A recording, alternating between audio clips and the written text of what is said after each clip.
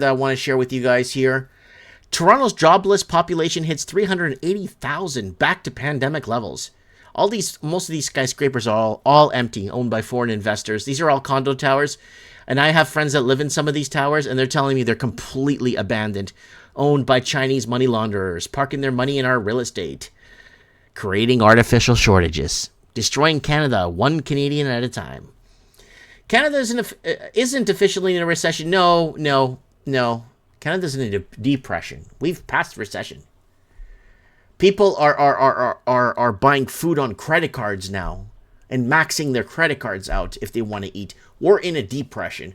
Recession was 2015, 16, 17, 18, 19, 20, when people were using the mortgage in their house because their houses kept going up due to artificial shortages to buy food. Now they're buying food on credit cards. So we're in a depression, folks. And jobless population hits pandemic levels here, and there it is right there, folks, for you guys to see. And nearly 1 in 10 Toronto workers are unable to find a job. And you know what the funny part is? 50-60% of those jobs are all government jobs too. It's not lost their jobs or can't. No. 50-60% of Toronto is all government. Government public sector, not private sector, mom and pops, right? And Trinica. We got Trinica here. Woo! So we got Trinica. Canada begins imprisoning citizens who refuse to take medication ordered by the government. All right, so what you're talking about all man. I'm joking. I was going to use the soundboard for this. You're talking about all man. No. This is not good. And if even a shrapnel of this is true, watch out. Canadian authorities have begun imprisoning citizens who refuse to comply with state mandate medication in alarming escalation of the Trudeau's government authoritarian control.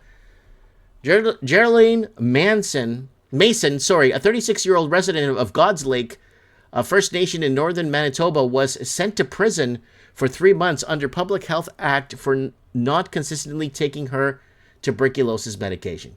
So, this is not good. So, this is the video right there if you guys want to see it. Manitoba woman jailed under Public Health Act to treat tuberculosis. And first week in Winnipeg remand center before being transferred to the Women's Correctional Center, missing her son's 13th birthday and her grandson's first Halloween.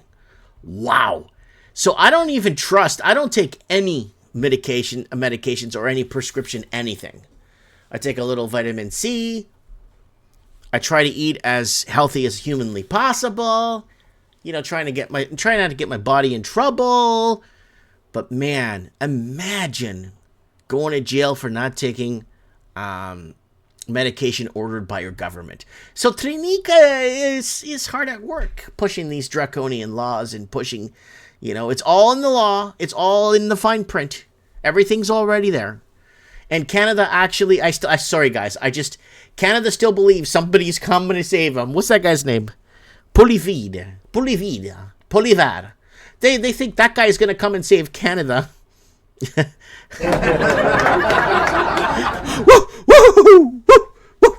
And if you want to know why I'm so hyped up on this, go watch my video I made 3-4 years ago about Poilievre.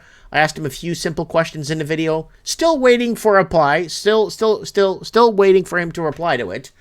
Just a couple of simple questions. Hey, you're coming to save Canada? What are you going to do about these 3 topics? Still no reply because there's nothing he could do.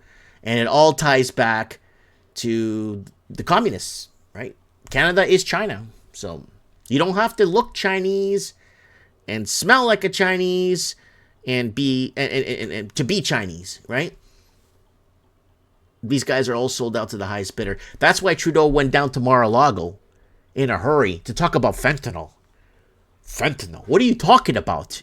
Of course it's Chinese. It's a Chinese protected asset in Canada.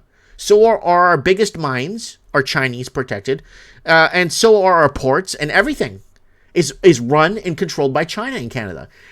That's why there's a video I made back in 2015. By 2020, Canada would be under Chinese control. And we're seeing it now. Here. He went to Mar-a-Lago to talk about the fentanyl. Mafangulo! What for? Because we want to save lives? No, we don't want to save lives. He doesn't want to get in trouble because the fentanyl that's coming in from China into Canada is going into the United States, and the Chinese factories in Mexico that are making the fentanyl are coming into Canada. Oh, we did a big drug bust to make a fentanyl lab in Canada. Get out of here. It's a lie. They make you want to think they were producing fentanyl there. So they make you think that it's not just the Chinese that make fentanyl. We're making it in Canada. No, we're not. We're not making squat. We make all other stuff in Canada, but we don't make fentanyl in Canada. And we never did. And if we did, it was a Chinese lab that got broken down. All right. Because that's how it works in Canada. And that's why we sold out heavily to the Chinese.